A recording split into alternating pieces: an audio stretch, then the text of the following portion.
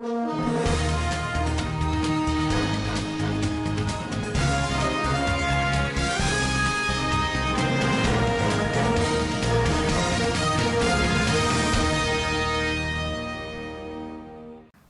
to Standard Voice News Channel. I am Samira Ibrahim. Here are your top stories for today.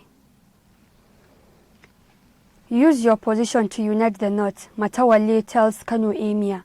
Kannywood confers award on Wamako as he decorates promoted security staff. Military need intelligence, not weapons, says Professor Ignatius Igwe. On business, Serap cautions World Bank over $114.28 million disbursement to Nigeria. And on the international scene, China sanctions 11 U.S. politicians and heads of organizations. Now on the news in details. Governor Bello Muhammad Matawalle Maradon has called on the Emir of Kano, Aminu Bayero, to use his office in fostering unity and cohesion of the North. The governor made the call when the Emir paid him a courtesy visit in the presence of all the traditional rulers of the state at the Government House Gusau on Sunday. The governor said the North today is in dire need of leaders who will reunite its people and serve as a rallying point politically, socially and culturally. The governor explained that the North today is in dire need of leaders who can serve as a rallying point for all its peoples politically, socially and culturally as obtained in the past. The governor attributed lack of cohesion in the North to the growing disrespect to traditional institutions. He recalled that in the past, people revered traditional institutions, which is a contributory factor to cohesion and peace. He enjoined the Emir and his respected colleagues in the North to institute machinery for working out how to regain the North's past glory. He assured the traditional rulers to use his position to reach out to his colleagues in ensuring that a roadmap to the rejuvenation of the past glory is done and followed to the letter. Earlier, the visiting monarch told the governor that he was in Zamfara State to reach out to his traditional friends, especially at this time when he is blessed with the throne of his forefathers. A resident of Katsina confirmed that bandits stormed two communities around 9:40 p.m. on motorcycles while armed with weapons. Reports gathered that armed bandits attacked Kurfi community under Kurfi local government area of Katsina State. The residents said that they were shooting at every available object, adding that many residents escaped to nearby communities while some passed the night inside bush. Katsina is one of the states in the northwest that have suffered from repeated attacks by armed bandits on communities. No fewer than 200 people have been reportedly killed by bandits in Kankara, Dutsenma, Musawa, Musa and Safana local government areas of Katsina State in the last 2 months. The PDP Governors Forum, under the leadership of Aminu Waziri Tambuwal, has reviewed recent disturbing development in Edo State and came up with some resolutions. In a statement, the forum condemns unequivocally the police invasion of the Edo State House of Assembly in the early hours of August 6, 2020. The House of Assembly was surrounded and cordoned off by the police without the invitation or request of the legitimate authorities of the state or the House. This apparently was to give cover to the unlawful and illegal attempt to seize the House of Assembly in aid of unconstitutional acts being hatched by some former members-elect of the Edo House of Assembly. The forum further condemns as illegal, unconstitutional, and an act of impunity the purported swearing-in of some former members-elect and purported election of new presiding officers in a private residence in Benin without the legitimate officials of the House of Assembly as required by law. A prominent association, Arewa Film Makers Association Kannywood, at the weekend conferred the Youth Empowerment and Help Award on the Chairman, Senate Committee on Defense and Deputy Chairman, Senate Committee on Anti-Corruption, Senator Aliyu Magatakardawa Moko.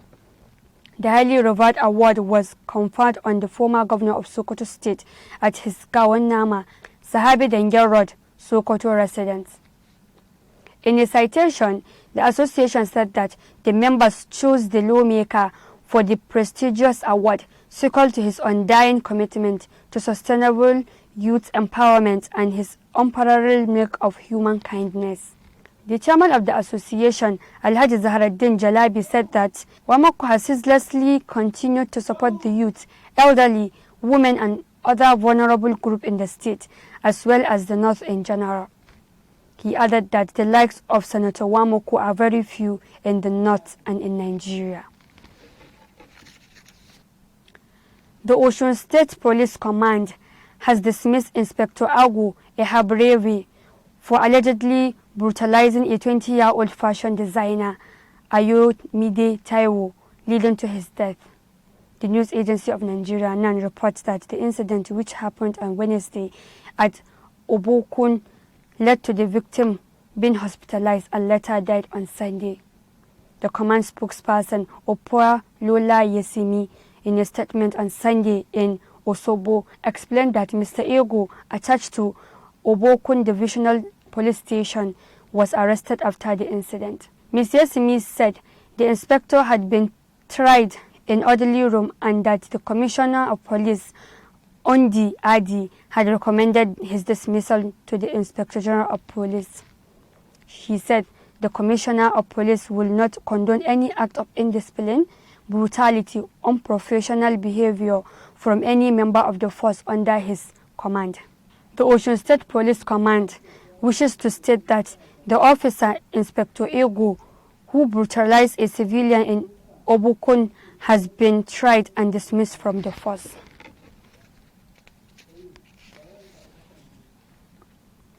The Attorney General of the Federation and Minister of Justice Abubakar Malami has written to President Muhammadu Buhari explaining his wealth following calls from his removal over corruption allegations. The minister in the letter informed the president that he owned lucrative businesses before becoming a minister of the Federation. In the letter, Malami noted that he listed 27 properties in his asset declaration form submitted to the Code of Conduct Bureau. He said he owned lucrative businesses ventures of Raihat Hotels and Raihat Food and Drinks, both in Kano, since December 13, 2013, years before the 2015 election that saw to the victory of President Muhammadu Buhari as the president, and long before he was appointed to be a minister in the first term. The Accountant General of the Federation, who has been under scrutiny following accusations made against him by the suspended chairman of the Economic and Financial Crimes Commission (EFCC), Ibrahim Magu, said the law does not preclude him from gaining the fruit of his establishment. The executive governors of Adamawa, Bauchi, Borno, Gombe, Taraba and Yobe State, under the auspices of North East Governors Forum, held its second meeting in Maiduguri, Borno State, and deliberated on the challenges facing the sub-region and resolved to take some urgent measures. The forum commended the effort of the federal government of Nigeria in fighting the insurgents and urged the armed forces to intensify efforts to secure hard-to-reach areas in the region and ensure safe access to farmlands. The forum called on the federal government of Nigeria to ensure the deployment of state-of-the-art military hardware to the region and recommended that the manpower deficit in the Nigerian armed forces should be bridged by allowing the police to carry state-of-the-art weapons where necessary and be provided with strategic equipment like high-velocity tear gas, trackers, and armored personnel carriers (APC). The forum calls on the Federal Ministry of Water Resources to ensure that attention is given to recharging the Lake Chad from national water bodies and strengthen the river basins in the sub-region, among others.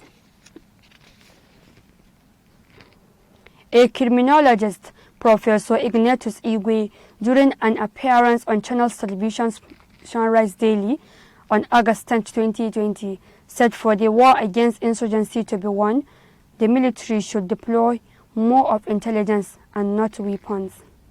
Professor Ignatius Igwe had disagreed with the governors of the Northeast over the deployment of more heavy artillery to the region. The criminologist explained that for the war against insurgency to be won in the region, security operatives need to have information beforehand on the activities of the Boko Haram terrorists. From the military or security point of view, what is required is actually not weapons but intelligence. At that point, they need to know when insurgents are planning to attack, where they are supposed to be attacking, and what is the capacity or force that will be deployed there. According to him, the war against terrorism and issues bordering on security globally are technologically driven. The National Union of Petroleum and Natural Gas Workers, NUPEG, has said that the planned strike by petroleum tanker drivers in Lagos State will start on Monday as its meeting with the Lagos State government ended in a deadlock. The Southwest chairman of NUPEG, Tayo Aboyeji, disclosed this in an interview with the news agency of Nigeria NAN in Lagos on Sunday. Mr. Aboyeji said the issues which forced the drivers to initiate an indefinite strike was not addressed during the 4-hour meeting with officials of Lagos State government on Sunday. He said the government only promised to get back to them after they have told them that they want to avert the strike. He said their stand still remains that they should address the issues of extortion and harassment of their members by security agents. Security agents and hoodlums are extorting their members, and officials of the Lagos State Traffic Management use teaser on their drivers, and this can kill. In the early hours of Sunday, 8 August 2020, a high delegation from the Kebbi State government had taken over all the responsibilities of an abandoned child who was rescued by a human rights group. The child in question is a boy of 10 years who was chained in the stall of goats like animal for over 2 years. The boy, named Jamilu Aliyu, unfortunately lost his biological mother 2 years ago. He thus fell under the custody of his biological father and 2 stepmothers. He was practically denied food, hence resorted to feeding upon the food given to the animals he was staying with in the same stall. Sometimes he used to eat his own feces for his survival. In consequences, he emaciated, dehydrated, and partially deformed, limped like an ape, behaved like animals, and too pitiable to behold. The state delegation visited the rescued boy at Sayahaya Special Hospital, Birnin Kebbi, where he is responding to treatment. On business,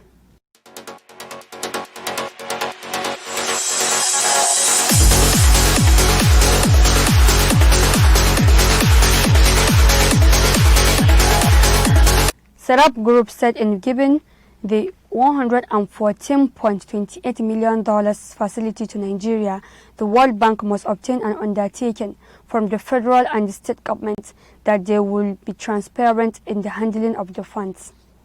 Advocacy group Social Economic Rights and Accountability Project had advised the World Bank to tread carefully in the disbursement of $114.28 million to Nigeria to tackle economic challenges of the COVID-19 pandemic.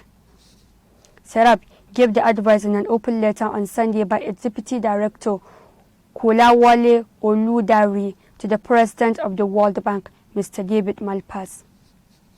The open letter was titled, COVID-19 Serap asks the World Bank to treat carefully in disbursing $114.28 million credit for Nigeria.